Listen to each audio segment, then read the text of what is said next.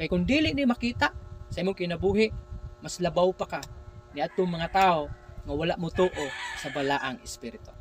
Hello mga kasuginlan, kumusta? Manginaot ko na ang grasya, kaluoy ug gugma sa atong Ginoong Kristo padayon ninyo nga nasinati karong mga panahon. For today's video, I want to address myself to Christians and believers of Jesus Christ. Naay mga tao nga wala makasabot o gimisinterpret ko sa akong interpretation sa kanta nga naguluhan, Come Holy Spirit, I Need You.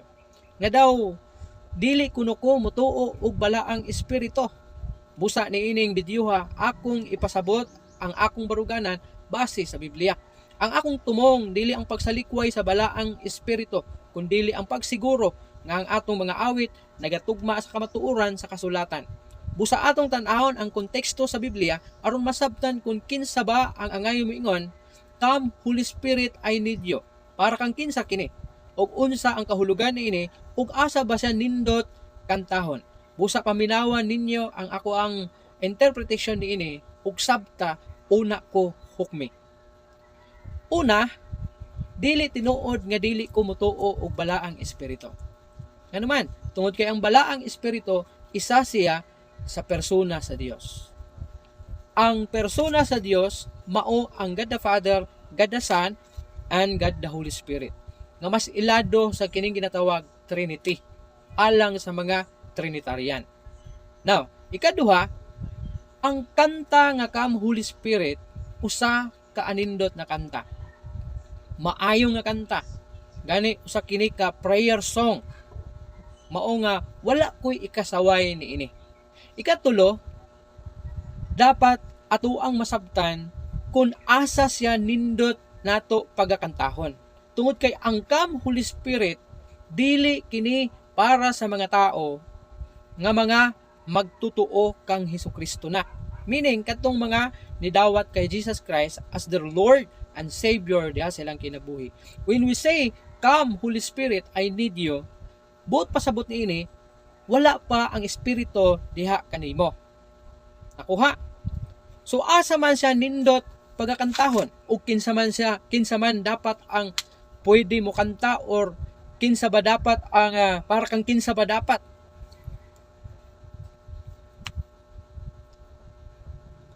Ikatulo, ang kahulugan sa Come Holy Spirit I Need You mao kini.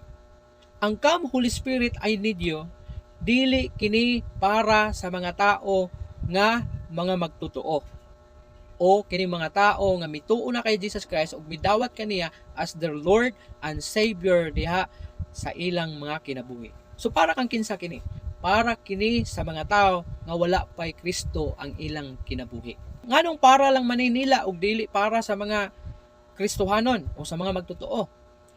Tungod kay sa diha nga gidawat nimo si Jesus Christ as your Lord and Savior diha sa imong kinabuhi, nadawat usab nimo ang Holy Spirit. Mao na ang giingon dira sa balaang kasulatan sa unang Korinto 6:19 nga ang atong lawas templo sa balaang espiritu nga atong nadawat pinaagi sa atong Ginoo. So buot pasabot niadtong panahon nga ikaw mituog bidawat kang Jesus Christ as your Lord and Savior sa imong kinabuhi, nadawat usab nimo ug naangkon nimo ang balaang espiritu. So don't get me wrong. Dili buot pasabot nga ang Come Holy Spirit kay dili na pwede kantahon sa mga magtutuo. Adunay maayo og nindot na venue nga para niini. Mas nindot siya nga kantahon diha sa group of people na wala pay Kristo ang ilang kinabuhi. Buot pasabot mas nindot kantahon ang mao nga alawiton diha sa mga krusada, diha sa mga gatherings nga diin adunay mga mitambong nga mga dili Kristohanon o dili mga magtutuo. Kaya nga naman, ang mao manggod na kanta, mao kini ang pag-imbita sa balaang espiritu nga mosulod diha silang kinabuhi, which is para makaila sila kan Jesus Christ as their Lord and Savior diha sa ilang kinabuhi.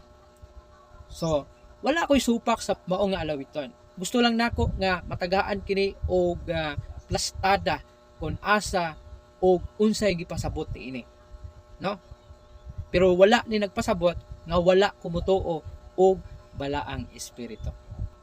Sa laing bahin, tungod kay nagahisgot man ta sa balaang espiritu.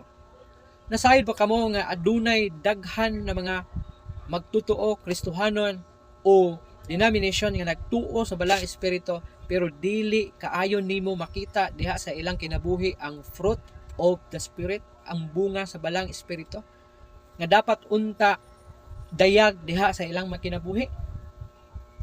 So unsa maning mga bunga sa balang espiritu? Adunay siyam ka fruit of the spirit, 9 fruit of the spirit nga dapat unta makita diha sa atong mga kinabuhi. Una, love. Ikaw ba mahigugmaon? Ikaw ba dili palaaway? Ikaduha, joy. Ikaw ba malipayon bisan og wala kay kwarta, wala kay bugas? Malipayon ba gihapon kang nangalagad sa Ginoo? Ikatulo, peace. Aduna ba'y kalinaw diha sa imong kinabuhi o diha sa imong hunahuna? Nga bisan nagkaguliyang na imong kinabuhi, aduna gyapoy kalinaw. Kaupat, long suffering, mainantuson. Nga diin mulahutay ka ani, muantos ka ani. Nga bisan unsa na mga kasakit sa kinabuhi, dili ka basta-basta mo surrender sa pag-alagad sa Ginoo. Dili ka basta-basta nga mo surrender sa kinabuhi. Kindness. Kining kindness pagka maayong tao nimo. Maayo ba kang tao? Ang mga tao ba sa palibot nimo makasulti ba na ikaw maayong tao? Goodness, pagkabuutan. Ikaw ba buutan? Dili lang ka maayong tao, buutan pa gyud ka. Buto sabot ani dili ka palaaway. And then ikapito, faithfulness. Matinud-anon ba ka sa Ginoo? Nga bisan unsa ang mga pagsulay sa kinabuhi, maanaa ka man umawala, magpabilin kang matinud-anon diha sa Ginoo. Gentleness, malumo. But pasabot aning gentle kanang dili ka basta-basta masuko, dili ka basta-basta mo react. Mo nay malumo. And self-control. Mapinungganon sa kaugalingon. Kumusta? Mapinungganon ba ka sa imong kaugalingon? Dili ba ka basta-basta madala sa kalibutan na kalihukan? Dili ba ka basta-basta matintal diha sa pagpakasala? Ang imong baba, mapugngan ba? Dili ba siya basta-basta mamalikas o magsulti og dili maayo? Magsulti og mga panghimaraot o mga tunglo? Ang imo bang kinaiya, mapugngan ba nimo nga di mo gawas ang imong dark side sa imong kinabuhi nimo o sa imong pagkatao?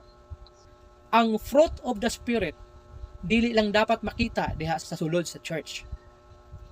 Bisan pag muangkon ta nga kami puno mi sa balang espiritu, matagsimba namo. Pero ang pangutana, kumusta ang kinabuhi? Minanduan ba sa balaang espiritu? O minanduan sa kalibutanon ug unodnon na kinaiya? Ang fruit of the spirit dapat makita sa atong kinabuhi, whether naa ka sa sulod sa simbahan, naa ka sa imong balay, naa ka diha sa imong silingan, naa ka diha sa imong trabahoan, naa ka diha sa lain-laing dapit nga diin adunay mga tao nga nagalantaw diha kanimo. Kay kung dili ni makita sa imong kinabuhi, mas labaw pa ka ni adtong mga tao nga wala mo tuo sa balaang espiritu. Kana lang, og dagang salamat unta dili ko ninyo ma-misinterpret. Dalay ko ng Diyos.